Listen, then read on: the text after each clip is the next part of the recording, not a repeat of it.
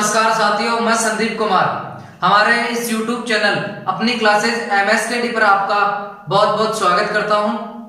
साथियों, अगर आप हमारे इस चैनल पर नए हैं तो हमारे इस चैनल को आप सब्सक्राइब करें, लाइक करें, शेयर करें, साथ में बेल आइकन का बटन आप जरूर दबाएं ताकि हमारे आने वाले वीडियो की नोटिफिकेशन आपको मिलती रहे। दोस्तों, हमने पिछले वीडियो में प्रॉफिट एंड लॉस के बारे में बात की थी, उनकी दो टाइप्स देख भी ली थी। आज जो है अपन उसी को आगे बढ़ाते हैं अपने टॉपिक को। तो तीसरी टाइप है प्रॉफिट एंड लॉस की। स्टार्ट करते हैं अपने इस वीडियो को। तो देखिए क्वेश्चन क्या है। कोई दुकानदार किसी वस्तु पर 25% की छूट देने के बाद 25% का लाभ कमाता है। यदि उस वस्तु का अंकित मूल्य 600 रुपए हो तो उस वस्तु का क्रय मूल्य तथा विक्रय मूल्य बताइए। क्रय मूल्य तथा विक्रय मूल्य बताइए। सबसे पहले क्या करना है आपको, सबसे पहले उसने 25% की छूट दी है। यहां से आप जो है अंकित मूल्य और विक्रय मूल्य का अनुपात बनाइए। 25% का मतलब होता है 25% का मतलब होता है 1/4।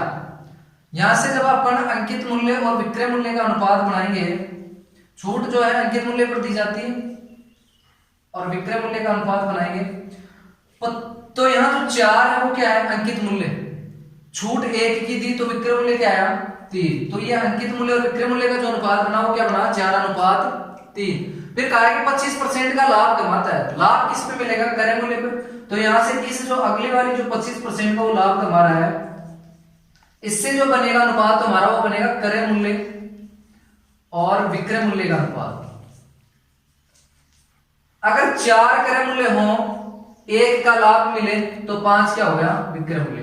4/5 बन गया क्रय मूल्य और विक्रय मूल्य का अनुपात। अंकित मूल्य और विक्रय मूल्य का अनुपात बन गया 4/3। अब यहाँ 2 अनुपात किसके हैं, विक्रय मूल्य, यानी 2 बात विक्रय मूल्य कह रहा है, 2 अनुपात विक्रय मूल्य है, तो इसको 1 अनुपात में बदलेंगे। तो आप जो ये अनुपात, ये जिस विक्रय मूल्य का यहाँ 3 है और यहाँ 5, तो 3 वाले जोड़े को तो 5 से गुणा कर दो और 5 वाले जोड़े को आप 3 से गुणा कर दो। तो ये जो अपना अनुपात आएगा वो आएगा अंकित मूल्य का अनुपात विक्रय मूल्य और अनुपात क्रय मूल्य। देखना, 5 को मैं 4 से गुणा करता हूं तो यहाँ अंकित मूल्य का कितना आया, 20। 5 को मैं 3 से गुणा करता हूं तो कितना आएगा, 15। 3 को मैं 4 से गुणा करता हूं तो कितना आएगा, 12। और 5 को 3 से गुणा करूं तो 15, यानी विक्रय मूल्य 15। अंकित मूल्य हो गया 20 इकाई, विक्रय मूल्य हो गया 15 इकाई और क्रय मूल्य हो गया 12 इकाई। अब हमें आगे दे रखा है किसका मान, 600 रुपए अंकित मूल्य का नाम। वस्तु का अंकित मूल्य कितना दे रखा है, 600 रुपए, यानी जो इस 20 इकाई का मान, यानी 20 इकाई बराबर जो दे रखा है वो दे रखा है 600 रुपए। तो यहां से 1 इकाई का मान जो आएगा वो आएगा 600/20, यानी कि 30। 1 इकाई का मान कितना आया, 30। अब पूछा क्या है, उस वस्तु का क्रय मूल्य तथा विक्रय मूल्य बताइए। तो क्रय मूल्य कितना इकाई है, 12 इकाई। इसको 30 से गुणा करो तो 360 रुपए तो उस वस्तु का जो क्या आया, क्रय मूल्य आ गया। 15 इकाई है उसका विक्रय मूल्य, इसको भी आप 30 से गुणा करो तो 450 रुपए क्या आया, उस वस्तु का विक्रय मूल्य। एक बार आप दोबारा देखो, प्रश्न में कहा था कि 25% की छूट देने के बाद वो 25% का लाभ कमाता है। हमें पता है 25% का मतलब होता है 1/4। अगर उस वस्तु पर उसने 4 इकाई अंकित किया तो उसे 1 की छूट देने के बाद बेचा कितने, 3 इकाई में। फिर कहा 25% का लाभ कमाता है, यानी 25% का मतलब होता है वही 1/4। अगर उसने उस वस्तु को 4 इकाई में खरीदा तो 1 का लाभ लेकर 5 इकाई में बेचा। अब यहां से जो है विक्रय मूल्य के 2 अनुपात हमारे पास आ गए।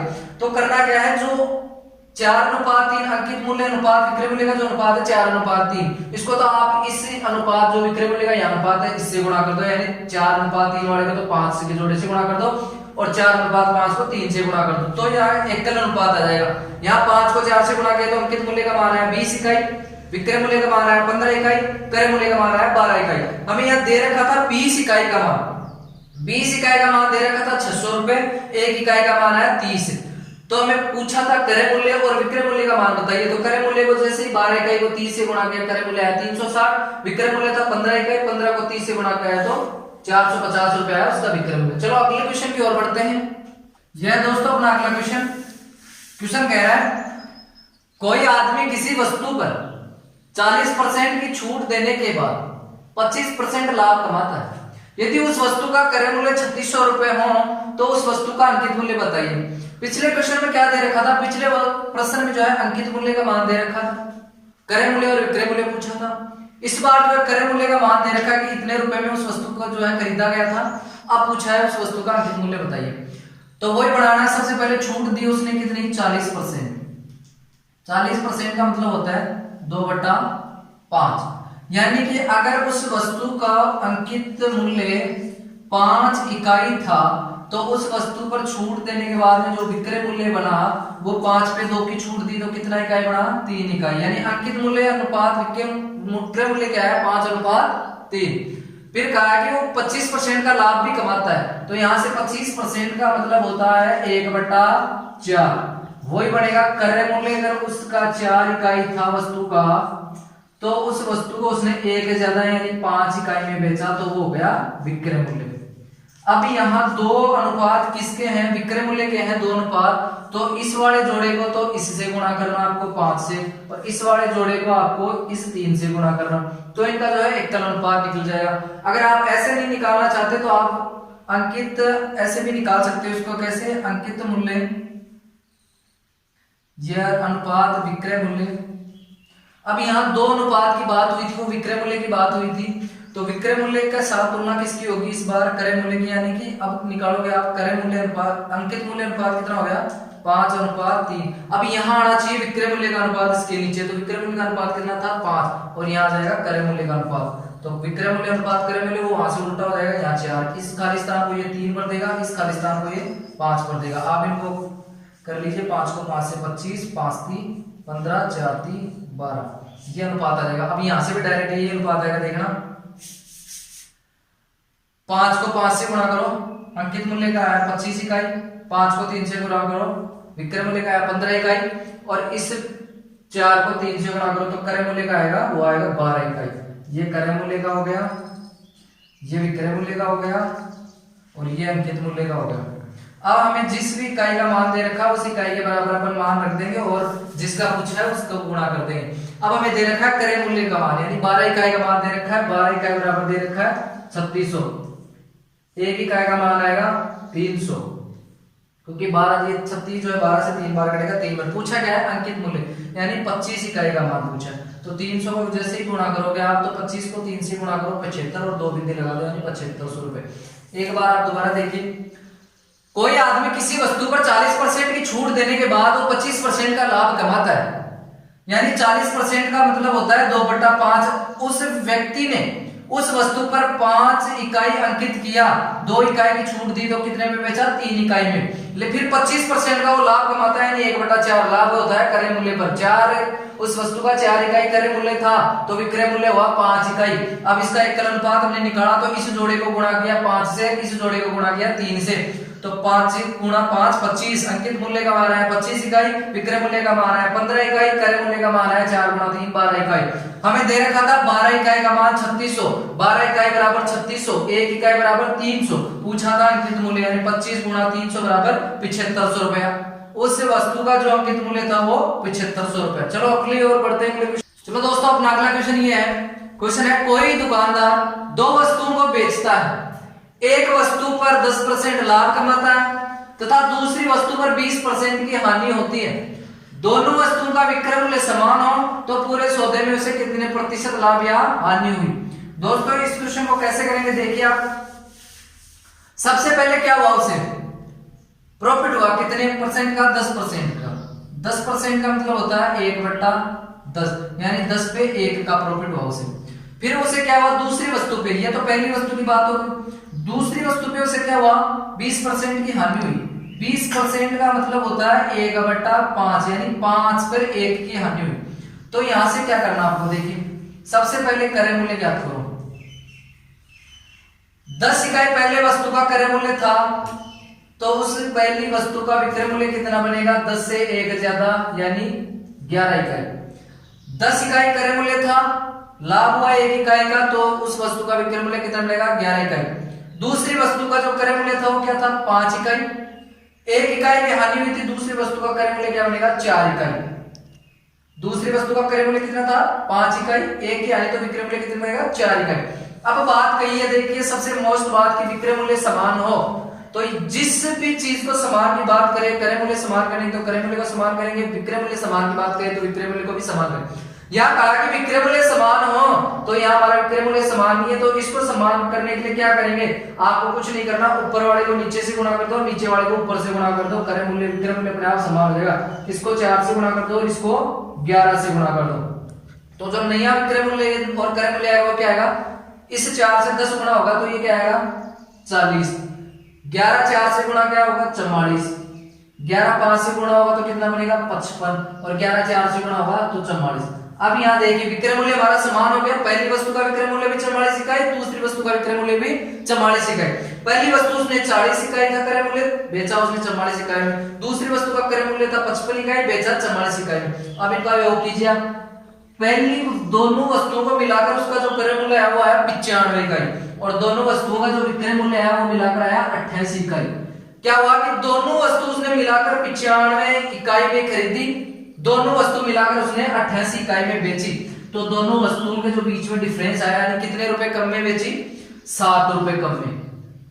ठीक है, 7 रुपए कम में बेची उसने, कितने पर 95 पर, गुणा 100%। में पूछा कि पूरे सौदे में कितने प्रतिशत की लाभ या हानि हुई, तो यहाँ उससे क्या हुआ, हानि हुआ, 7 कम में बेचा, 95 में खरीदा और 88 में बेचा।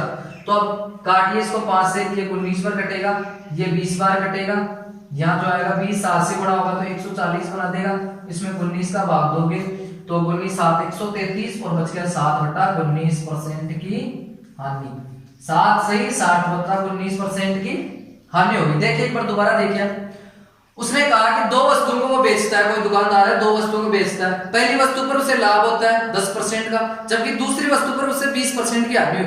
10% का पहली वस्तु पर लाभ हुआ यानी 1/10, 10% की फ्रैक्शन होगी 1/10, यानी कि अगर उस वस्तु का पहली वस्तु का क्रय मूल्य 10 इकाई था तो 1 इकाई ज्यादा यानी उसने 11 इकाई में बेचा। फिर दूसरी इकाई पर उसे हानि हुई यानी दूसरी जो वस्तु उसका क्रय मूल्य अगर 5 इकाई था तो 1 इकाई पर उसे हानि हुई यानी उसने बेचा कितने में, 4 इकाई में। अब उसने कहा था कि उसका विक्रय मूल्य उन वस्तु का दोनों का जो है विक्रय मूल्य समान था, यानी समान में बेचा उसने, समान विक्रय मूल्य पर बेचा दोनों वस्तुओं को। तो इस विक्रय मूल्य को समान बनाने के लिए क्या करना, नीचे वाली वस्तु से ऊपर वाली को गुणा कर दो, ऊपर वाली को नीचे से गुणा कर दो, यानी 4 को 11 से, 11 को 4 से, तो अपने पास जो विक्रय मूल्य बन के आएगा नया पहली वस्तु का वो आएगा 40 में तो क्रय मूल्य था उसका और 44 में उसने बेचा, दूसरी का 55 क्रय मूल्य था और 44 में बेचा। तो हमारे यहाँ जो क्या हुआ, विक्रय मूल्य दोनों वस्तुओं का समान हो गया। इन दोनों का योग किया तो उसने दोनों वस्तुओं को मिलाकर 95 इकाइयों में खरीदा था, दोनों को बेचा 88 इकाई में, तो अंतर कितना आया 7 इकाई, यानी उसने 95 में खरीदकर 88 में बेचा तो 7 इकाई कम में बेचा, 7 इकाई कम में बेचा कितने पर, 95 में इंटू 100, यानी कि जो भी लाभ हानि की गणना की जाती है वो क्रय मूल्य पर की जाती है, इंटू 100 बराबर, इनको जब सोल्व किया तो आया 140/19, 19 का 140 में भाग देंगे तो हो जाएगा 7 से 7/19% की हानि होगी उसे। ठीक है, बढ़ते हैं अगले क्वेश्चन की ओर। चलो दोस्तों, अपना अगला क्वेश्चन है, एक आदमी अपनी वस्तु को 10% लाभ कमाकर बेचता है, यदि वह इसे 20% सस्ते में खरीदे तथा 36 रुपए कम में बेचे तो उसे 15% का लाभ होता है, तो उस वस्तु का प्रारंभिक क्रय मूल्य बताओ। तो देखो दोस्तों कैसे करेंगे इस क्वेश्चन को। सबसे पहले मान लीजिए हमने उस वस्तु को 100 रुपए में खरीदा था, 100 रुपए में खरीदा, हमारा जो था ये प्रारंभिक क्रय मूल्य था, ये प्रारंभिक क्रय मूल्य। माना हमने सबसे पहले उसे 100 रुपए में खरीदा, तो जब बेचा तो क्या हुआ, 10% का लाभ हुआ। जब मैंने इसको बेचा तो मुझे प्लस 10% हुआ, 100 का 10% कितना हुआ 10, तो यानी मैंने उसको बेचा कितने में, 110 में। ये आ गया प्रारंभिक विक्रय मूल्य मेरा, आया कि नहीं आया, आया। फिर कह रहा है वैसे 20% सस्ते में खरीदे, यानी कि उसे 100 में नहीं, 100 से 20% सस्ते में खरीदे, यानी -20%, 100 का 20% कितना होता है 20, 80 में खरीदे वो।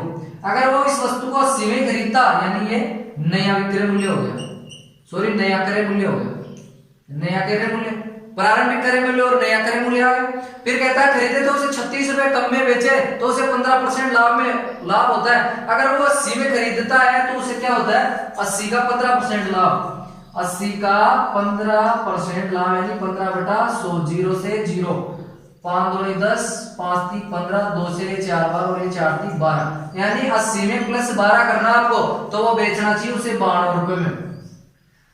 क्या हुआ कि 20% सस्ते में खरीदता, 80 में खरीदता, तो उसे क्या होता 15% लाभ होता।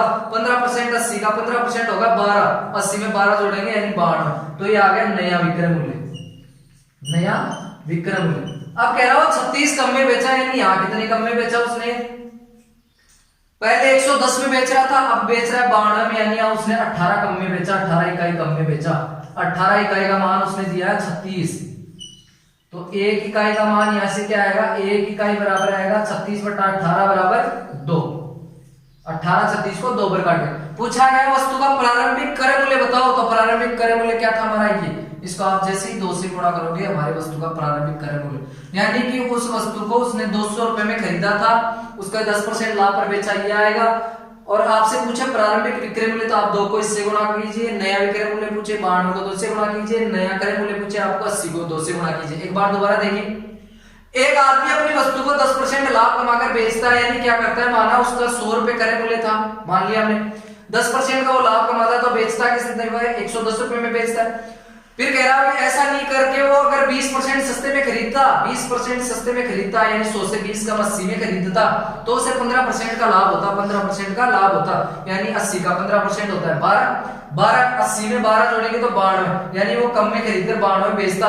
तो ऐसे करने पर 36 रुपए कम, यानी पहले से 36 रुपए कम में बेचता है, यानी अब कितने में बेच रहा है, 92 में, यानी 18 इकाई कम में बेच रहा है। तो 36 और 18 इकाई बराबर 36, 1 इकाई बराबर 2। पूछा प्रारंभिक क्रय मूल्य बताओ, तो प्रारंभिक क्रय मूल्य पड़ा था 100, इसको 2 से गुणा करें तो प्रारंभिक क्रय मूल्य आया 200 रुपए। ठीक है, बढ़ते हैं अगले क्वेश्चन की ओर। दोस्तों ये अपना अगला क्वेश्चन है, एक दुकानदार किसी वस्तु को 20% लाभ पर बेचता है। अगर उसने इसे 10% कम में खरीदा होता और 24 रुपए ज्यादा में बेचा होता, तो उसे 40% का लाभ होता।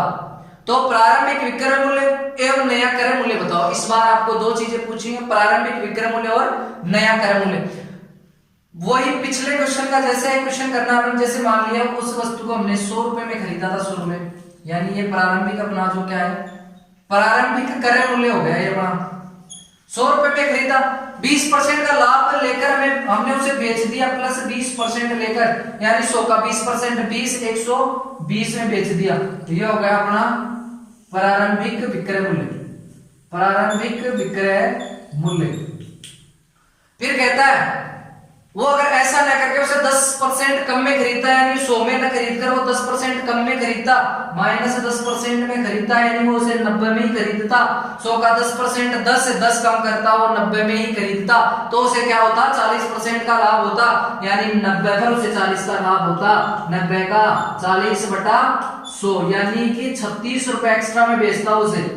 90 में खरीदकर 36 रुपए ज्यादा में बेचता, तो 90 में 36 जोड़ेंगे तो प्लस 10 126, यानी वो नया जो विक्रय मूल्य है उसका क्या आएगा, वो 126। 90 में खरीदकर जब वो 126 में बेचता है तो उसे क्या होता है, 40% का लाभ होता है। लेकिन वो कह रहा है कि 24 रुपए ज्यादा में बेचता है। पहले वाला विक्रय मूल्य अब वाले विक्रय मूल्य दोनों में जो अंतर है वो कितने रुपए का है, 24 रुपए का बता रखा उसने। और हमारे यहाँ कितने का है, 6 इकाई का। 6 इकाई बराबर 24, 1 इकाई बराबर 4। 24 में 6 का भाग दोगे तो आएगा 4। एक बार देखना, सबसे पहले हमने माना कि हमने जो प्रारंभिक विक्रय मूल्य था वो 100 रुपए था हमारा, कि उस वस्तु को हमने 100 रुपए में खरीदा, प्लस 20% का लाभ लेकर 120 में बेच दिया। लेकिन हमारा मन चेंज हो गया कि नहीं, मैं ऐसा नहीं करके मैं उसे 10% कम में खरीदता, यानी उसे 100 से 10 कम यानी 90 में ही खरीदता, तो मुझे 40% का लाभ होता, यानी 90 का 40% यानी 36 रुपए का लाभ होता। तो 90 में 36 जोड़ता तो मैं उसे 126 में बेचता। नया विक्रय मूल्य पड़ा है 126। पहले का विक्रय मूल्य अब के विक्रय मूल्य में अंतर है 6 इकाई का, जबकि वहां बता रखा है कि 24 रुपए ज्यादा में बेचता, हमने बेचा 6 इकाई ज्यादा में, तो 1 इकाई का मान है 4। पूछा है तो प्रारंभिक विक्रय मूल्य, यानी प्रारंभिक विक्रय मूल्य ये रहा 120, इसको 4 से गुणा करो, 36 12 चौके 48, 480 रुपए प्रारंभिक विक्रय मूल्य उस वस्तु का था। वो कितना था, 480 रुपए। और पूछा है नया क्रय मूल्य बताओ, तो नया क्रय मूल्य क्या था, ये 90, इसको 4 से गुणा करो तो 9 चौके 36, 360 रुपए। उस वस्तु का नया क्रय मूल्य आया 360 रुपए, और उस वस्तु का प्रारंभिक विक्रय मूल्य कितना था, 480 रुपए। एक बार दोबारा समझो, मैंने माना उस वस्तु का जो प्रारंभिक क्रय मूल्य था वो 100 रुपए था, मैंने वो वस्तु 100 रुपए में खरीदी, उस वस्तु पर मैंने 20% का लाभ लिया, तो 100 का 20% 20, यानी कि 120 में बेच दिया। फिर मन में ये आया कि नहीं, मैं उसे 10% कम में खरीदता, यानी 100 से 10 कम यानी 90 में खरीदता तो मुझे 40% का लाभ होता। तो 90 का 40% आता है 36, यानी 90 में 36 जोड़ेंगे तो मैं उसको 126 में बेचता। पहले मैं 120 में बेच रहा था, अब 126 में बेच रहा हूं, तो कितने ज्यादा में बेच रहा हूं, 6 इकाई ज्यादा में बेच रहा हूं, जबकि यहाँ कह रहा है वो 24 रुपए ज्यादा में बेच रहा है। तो यहाँ से 1 इकाई का मान आ गया 4 पूछा है प्रारंभिक विक्रय मूल्य, तो 120 को 4 से गुणा किया तो प्रारंभिक विक्रय मूल्य उस वस्तु का था 480 रुपए। और पूछा है पर नया क्रय मूल्य जो था 90 इकाई था, इसको 4 से गुणा किया तो नया जो क्रय मूल्य आया हुआ है 360 रुपए। चलो अगले क्वेश्चन की ओर बढ़ते हैं दोस्तों। अपना अगला क्वेश्चन है, क्वेश्चन कह रहा है एक दुकानदार किसी वस्तु को 6% लाभ पर बेचता है। अगर वह इसको 400 रुपए ज्यादा में बेचता तो उसे 14% का लाभ होता। तो बताओ वस्तु का क्रय मूल्य क्या था। तो देखिए दोस्तों क्या करना है, सबसे पहले वही मानना है अपन कि मान लीजिए मैंने उस वस्तु को 100 रुपए माना, उस वस्तु का क्रय मूल्य 100 रुपए माना। पहले मैं क्या कर रहा हूँ, उस वस्तु को 6% लाभ पर बेच रहा हूँ, यानी प्लस 6% पर बेच रहा हूँ, यानी कि 106 रुपए में बेच रहा हूँ। लेकिन कर क्या रहा है कि 400 रुपए ज्यादा में बेचता है, यानी वो अगर उसे 400 रुपए ज्यादा में बेचता प्लस 400 ज्यादा में बेचता उसे, तो उसे क्या होता, 14% का लाभ होता। इस बार क्रय मूल्य में चेंजेबल नहीं कहा कि क्रय मूल्य को कम करके लाता वस्तु फिर बेचता तो लाभ होता, इस बार यही रखना क्रय मूल्य। तो 14% का लाभ होता, वो ज्यादा बेचता तो 14% का लाभ होता, तो 100 का 14% 14 यानी वो 114 में बेचता।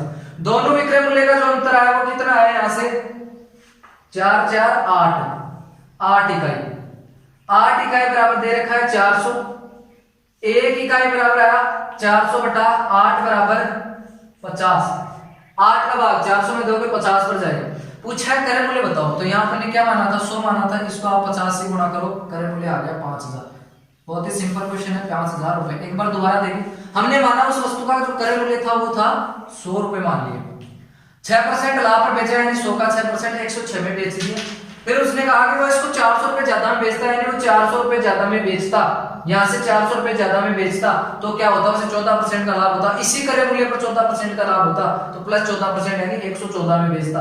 पहले वो 106 में बेच रहा था, फिर 114 में बेचा उसने, तो दोनों विक्रय मूल्य का जो अंतर आया वो कितना आया, 8 इकाई, जबकि यहाँ कितना दे रखा था 400 रुपए ज्यादा। तो ये 400 रुपए जो ज्यादा आया वो इसी की वजह से तो आया ना, विक्रय मूल्य बढ़ने की वजह से तो 400 ज्यादा आया।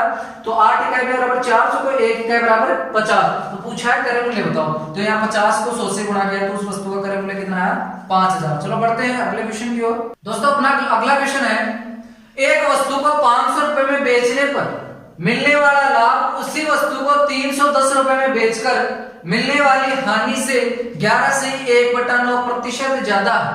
10% लाभ कमाने के लिए वस्तु को किस कीमत पर बेचना पड़ेगा। यहां देखिए दोस्तों, दो विक्रय मूल्य दे रखे हैं। सबसे पहले हमें ज्ञात क्रय मूल्य का पता नहीं, तो मान लिया क्रय मूल्य अपना क्रय मूल्य ही है, ये है क्रय मूल्य।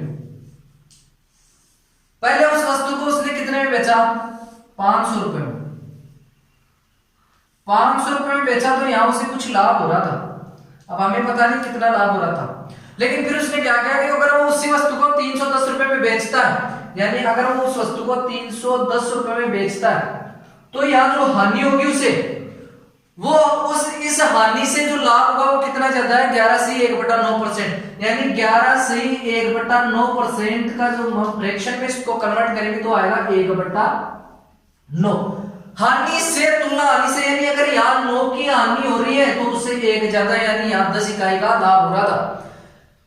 हानि से क्या कहा, मिलने वाली हानि से 11.5 से 1/9% ज्यादा है। अगर 9 की यहाँ हानि हो रही है तो उससे 1 ज्यादा लाभ हो रहा था, पहले 10 इकाई का लाभ हो रहा है, यहाँ 9 इकाई की हानि तो यहाँ 10 इकाई का लाभ हो रहा है।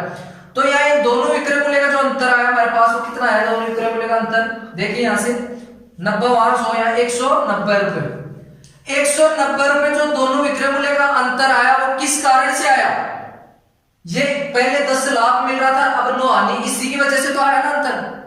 तो इन दोनों का अंतर कितना आया, 19 इकाई आया कि नहीं आया।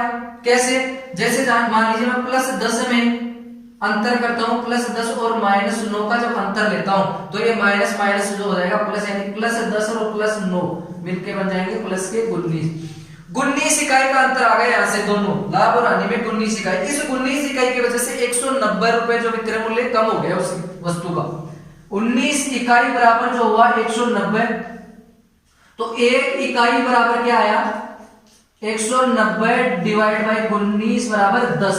एक इकाई बराबर क्या आया 10। तो मैं इस 10 को जब 10 से गुणा करूंगा तो क्या आएगा 100। यानी कि जब वो उस वस्तु को इस क्रय मूल्य से यहां बेचता है 500 रुपए विक्रय मूल्य में, तो उसे 100 रुपए का लाभ होता है। तो यहाँ 100 में इस 500 में से 100 जब घटाऊंगा तो इस वस्तु का जो क्रय मूल्य आएगा वो 400 रुपए आएगा कि नहीं आएगा। लाभ हमेशा विक्रय मूल्य में से घटता है, हानि हमेशा विक्रय मूल्य में जुड़ती है। यहां से भी ये 400, यहां से भी 400 रुपए क्रय मूल्य आना चाहिए अपना। तो देखते हैं, एक इकाई का मान 10, यहाँ 9 इकाई, इसको मैं जब 10 से गुणा करूंगा तो यहाँ 90 रुपए की हानि हो रही है। जब वो उस वस्तु को 310 में बेचता है उसे 90 रुपए की हानि होती है। मैं 310 में 90 जोड़ूंगा तो उस वस्तु का क्रय मूल्य 400 बढ़ेगा कि नहीं बढ़ेगा।